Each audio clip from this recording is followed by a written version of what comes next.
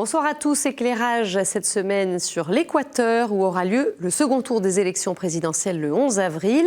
Un pays qui a été durement éprouvé par la crise de Covid-19. Notre invitée, sœur Sylvie Berruet, membre de la congrégation des Filles de la Sagesse, y a été missionnaire pendant 12 ans au service d'enfants défavorisés. On va en parler, mais on commence cette édition, comme chaque semaine, par un peu de géographie. L'Équateur, petit État d'Amérique du Sud, est frontalier avec le Pérou et la Colombie. Il est divisé en 3 zones. À l'est, l'Amazonie avec une population indigène du nord au sud. Les Andes où vivent les descendants des Incas. La cordillère des Andes abrite de nombreux volcans. Et puis à l'ouest, la zone côtière bordant le Pacifique qui est métissée et noire. À ces 3 régions continentales s'ajoutent les îles Galapagos. La capitale équatorienne est Quito. Alors cette ancienne colonie espagnole a des ressources minières et pétrolières importantes. Sa population est d'environ 16,6 millions d'habitants. Côté religion, les chrétiens représentent 92% de la population, dont 80% de catholiques et 11% d'évangéliques. Les athées et agnostiques sont autour de 8%. Sœur Sylvie Berruet, bonsoir. Merci beaucoup de nous retrouver le temps de cette émission. Alors, donc, vous êtes fille de la sagesse. Vous avez été missionnaire en Équateur de 2008 à 2020, dont 11 années passées à Quito, la capitale, auprès d'enfants dans un quartier défavorisé. Et vous êtes revenu en France il y a tout juste 1 an. Vous vivez en Essonne, vous êtes avec une communauté de filles de la sagesse en cité HLM, donc au cœur d'une cité pour être au service de ses habitants. Alors peut-être pour faire connaissance avec vous, puisque les téléspectateurs ne connaissent pas forcément, dites-nous en quelques mots qui sont les Filles de la Sagesse. Alors c'est une congrégation qui est née en 1703, fondée par Saint Louis-Marie Grignon de Montfort, et sa cofondatrice est bien la bienheureuse Marie-Louise de Jésus. Et le charisme, quel est le charisme ? Le charisme, eh bien, repose sur le mystère de l'incarnation, sachant que la sagesse, c'est le Christ qui s'est incarné, la sagesse qui s'est incarnée. Et notre mission est de rechercher, de contempler et de révéler cette sagesse à l'humanité blessée, à tous nos frères et sœurs qui vivent des situations difficiles dans notre monde. Et cette présence au monde a évolué avec les siècles, puisqu'on s'adapte toujours sur le contexte historique et géographique de chaque situation. C'est ainsi que si à l'époque de nos fondateurs, c'était les hôpitaux et les petites écoles dans les milieux ruraux, maintenant, bien sûr, c'est tout à fait autre chose, selon les régions du monde et selon notre époque. Les réalités locales. Alors, avant de parler avec vous, justement, de ce que vous avez vécu en Équateur, on va revenir sur l'actualité de ce pays. Comme tous les autres pays à travers le monde, il n'échappe pas à la pandémie de Covid-19. Est-ce que vous savez un petit peu quel a été l'impact sur place ? On parle d'à peu près plus de 16 000 victimes.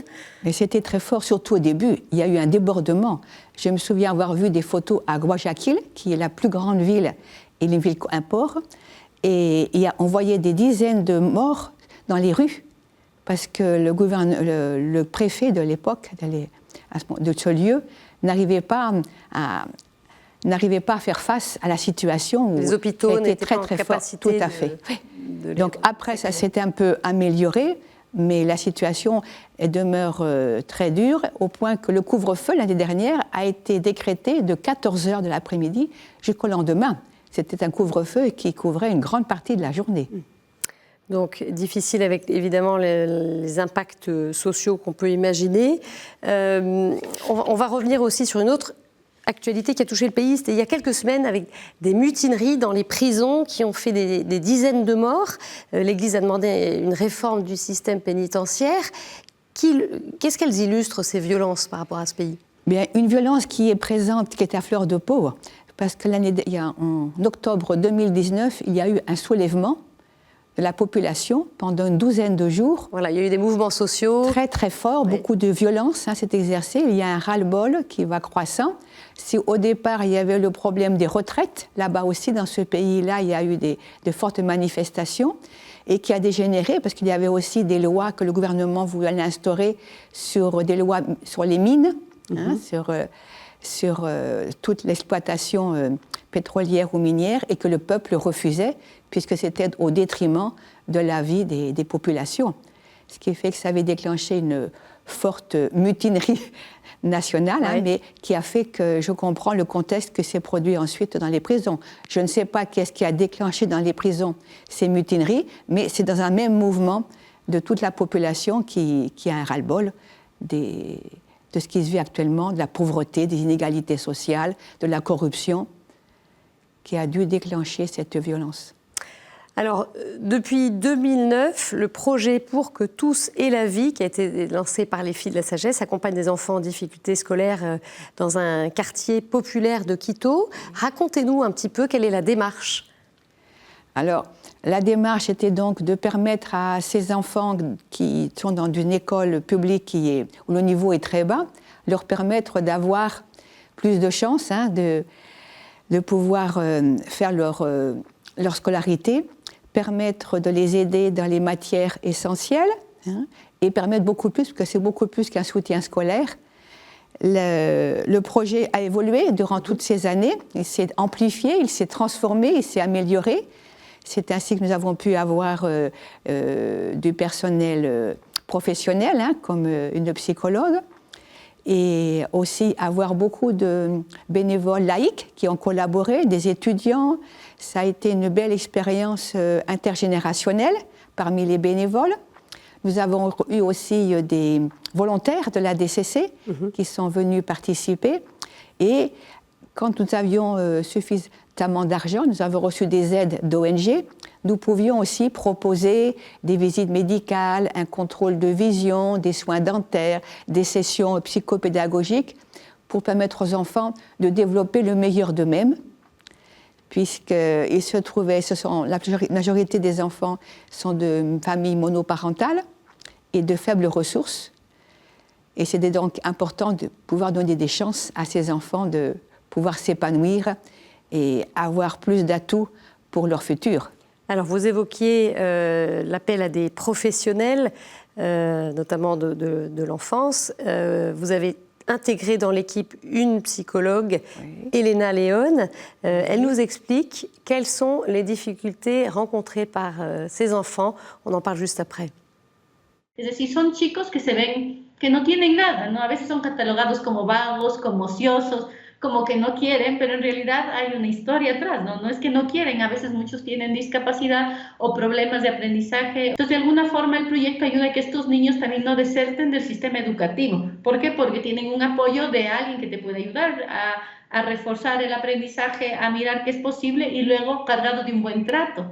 Porque en la casa, el padre que no sabe se frustra, a veces utiliza una educación del castigo, no una educación que te pueda motivar, porque no se le entiende al otro como alguien que no es que no quiere, sino que realmente no puede.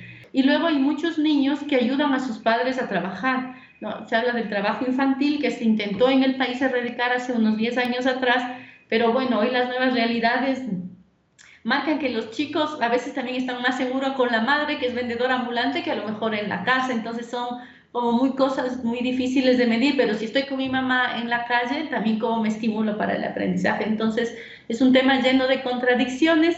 Estos son los riesgos, ¿no? Estar en la calle, las amistades, desertar del sistema educativo y luego no tener acceso a cubrir tus necesidades básicas. Y por eso creo que este espacio ayuda muchísimo. Entonces creo que sobre todo las hermanas son el referente. Para mí era súper interesante, los niños a la escuela no quieren ir, ¿no? Porque no, a la escuela, la profe, ya. Pero vamos donde las hermanitas, o sea, es como, ya, me quiero ir, ¿no? Ya, ese es mi lugar, el espacio donde me siento protegido, tomado en cuenta, me siento seguro. Es esta construcción de un espacio donde el niño y la familia saben que pueden ir. Entonces, eso yo creo que de alguna manera cambia la idea de no estar solo, si no estoy acompañada.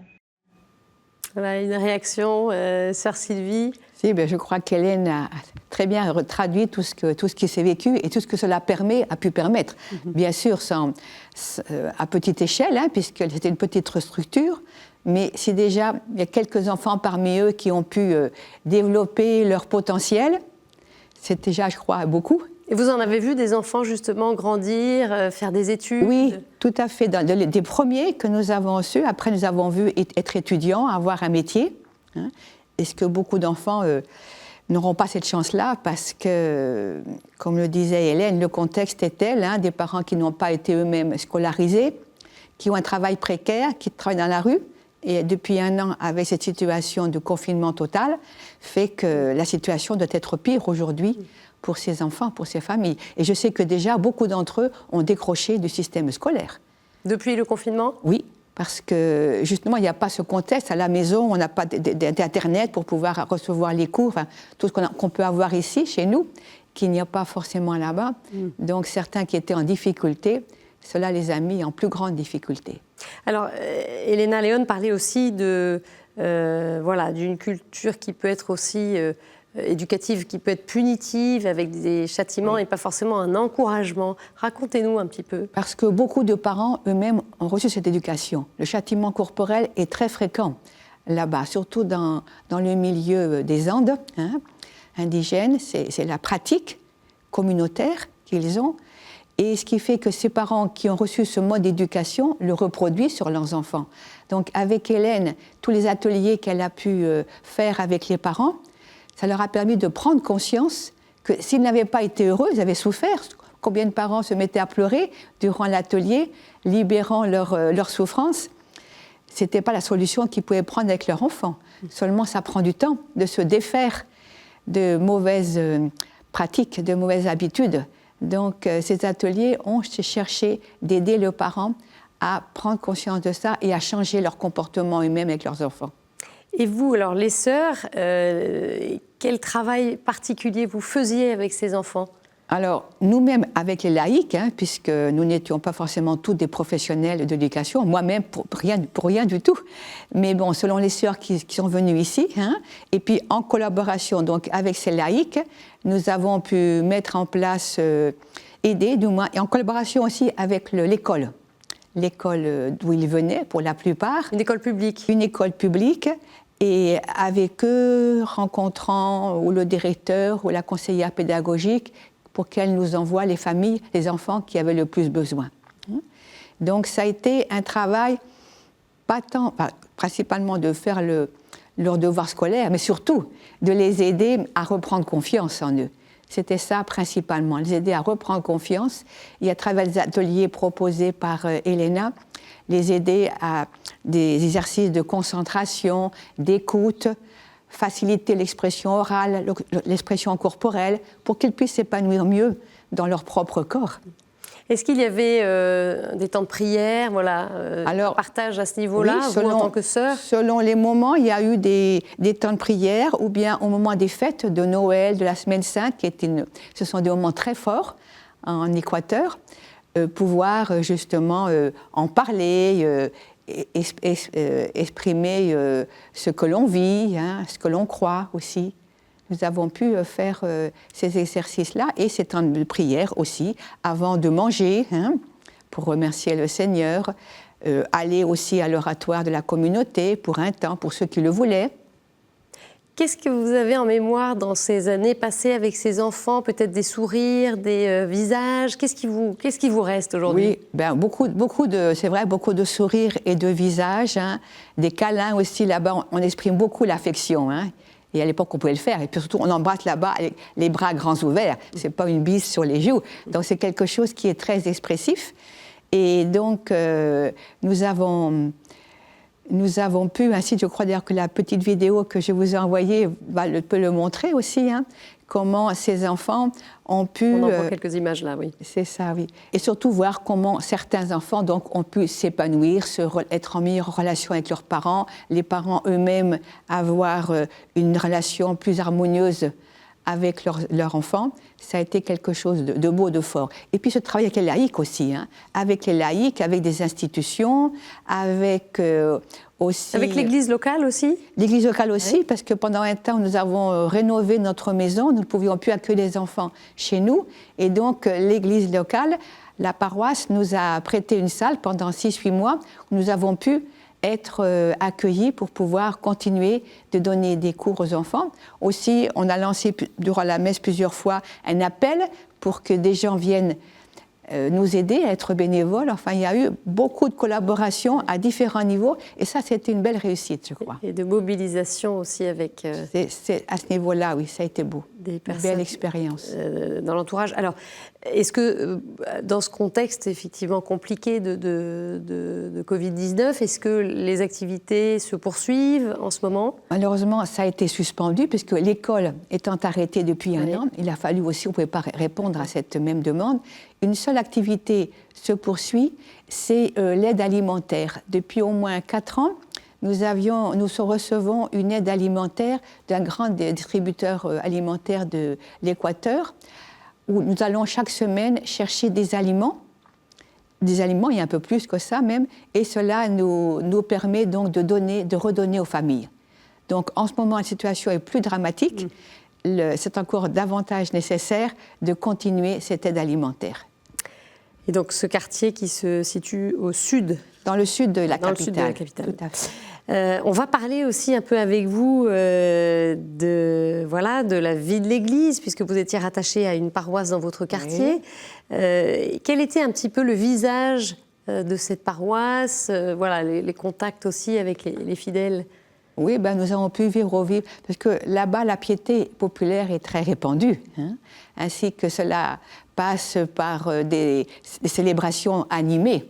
On chante, on danse, on tape des mains, il y a beaucoup de processions pour la Semaine Sainte, pour Noël, il y a aussi des neuvaines, et tout ça, c'est vécu en communauté. C'est tous les paroissiens qui sortent dans la rue, et on va à la Semaine Sainte le jeudi saint, le vendredi saint, on sort. Toute génération confondue? Toute génération confondue, sachant quand même qu'il y a un certain manque, ce sont les jeunes intermédiaires. On voit qu'avec les années, on a vu le nombre de jeunes pratiquants diminuer. Je parle des jeunes adolescents. Là, c'est une réalité de l'Église. Et un défi sans doute. Alors, vous avez vécu, vous, le voyage du pape François qui s'est rendu en Équateur, c'était en 2015. Vous aviez participé à la rencontre des consacrés. On va regarder un bref extrait. En estos 2 días, 48 horas que tuve contacto con ustedes, noté que había algo raro en el pueblo ecuatoriano. Le pregunté a Jesús varias veces en la oración, ¿qué tiene este pueblo de distinto? Y esta mañana, orando, se me impuso aquella consagración al Sagrado Corazón. Todo esto de riqueza que tienen ustedes, de riqueza espiritual, de piedad, de profundidad, vienen de haber tenido la valentía, porque fueron momentos muy difíciles, la valentía de consagrar la nación al corazón de Cristo. Voilà, ma sœur, ça vous rappelle des souvenirs? Oui, tout à fait, très très bon, puisque le pape, ce jour-là, a commencé par dire « J'avais préparé un texte pour vous le lire ». Mais je n'ai pas envie de le lire. Il l'a fait remettre à la conférence épiscopale, il a dit « Je préfère vous parler ». Voilà. Et là, il a parlé dans sa propre langue, déjà, c'est important, en direct. Et il nous a parlé simplement, à partir de 2 points très importants, qu'il a souligné la gratuité, que la vie consacrée, ce n'est pas une carrière, ni une promotion.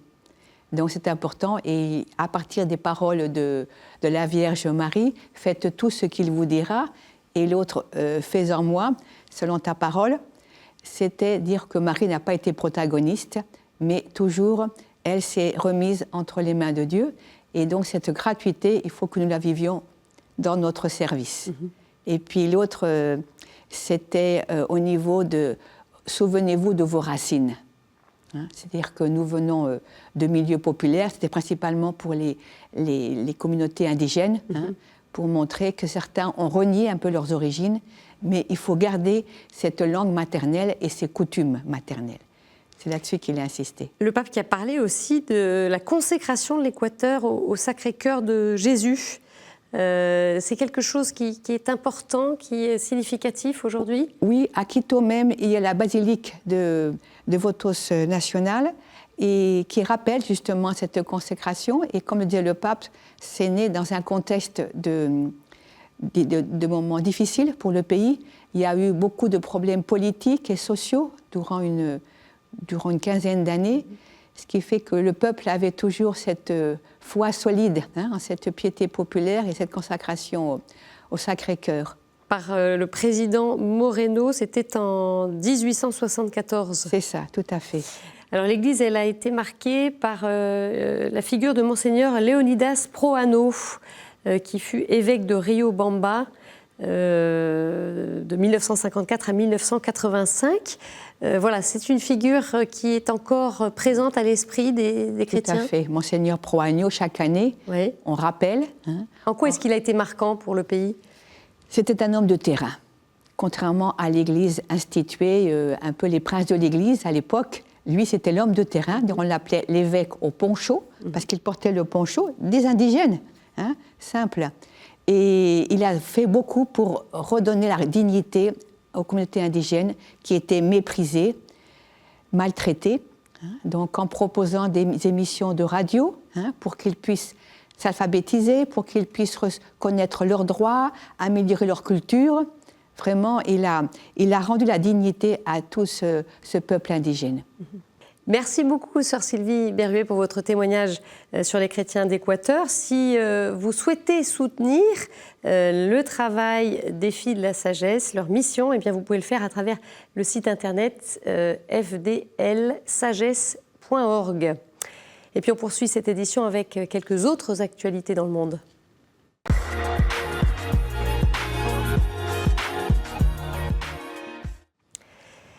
Sa photo a fait le tour du monde. Le 28 février, Sœur Anne, religieuse birmane de l'ordre de Saint-François-Xavier à Myitkyina, dans l'État Kachin, s'est agenouillée devant des soldats birmans, leur implorant de ne pas tirer sur des manifestants, évitant ainsi sans doute de nombreux morts. La religieuse était à nouveau intervenue le 8 mars. Elle a accepté de nous parler par téléphone. Un témoignage fort, on l'écoute. I beg to the police and soldier. I kneel down and I say to the soldier and policeman, please don't shoot the people. If you want to shoot now, please shoot to me. We are crying every day and night. We are afraid now. Many police and soldier shoot the people and they beat the people. So I'm very sad and I want to cry. I'm very pity people, all our Myanmar people. Please pray for Myanmar. We are all family, one family. Every day we feel hopeless. We are afraid of police and soldier. I hope to become good democracy country. So help us and pray for Myanmar. Et la répression se poursuit en Birmanie. Selon l'ONG Birman, l'association d'assistance aux prisonniers politiques, 217 manifestants ont été tués à ce jour par les forces de sécurité et près de 2200 personnes arrêtées.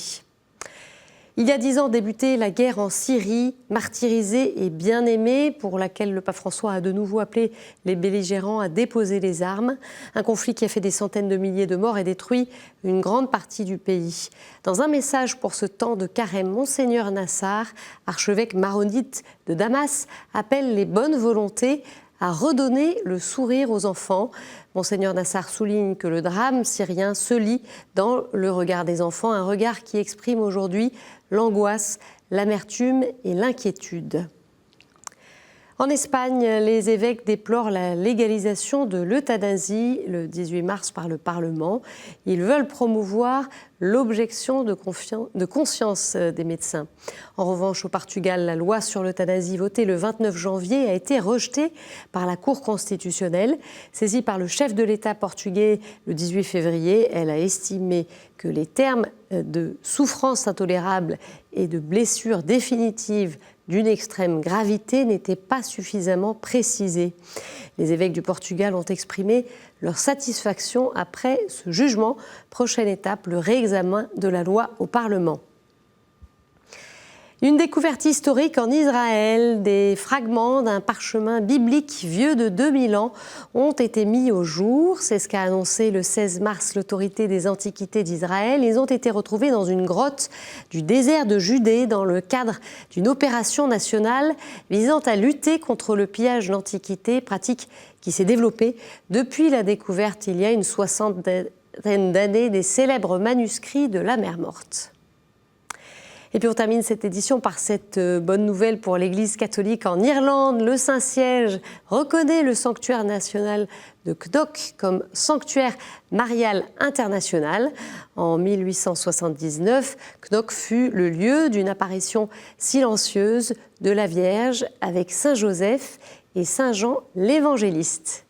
Voilà, c'est la fin de cette édition. Merci de l'avoir suivie. Vous pouvez la retrouver sur notre site internet, mais aussi sur tous nos réseaux sociaux. Je vous souhaite une très bonne soirée, une très belle semaine. On se retrouve jeudi prochain. Au revoir.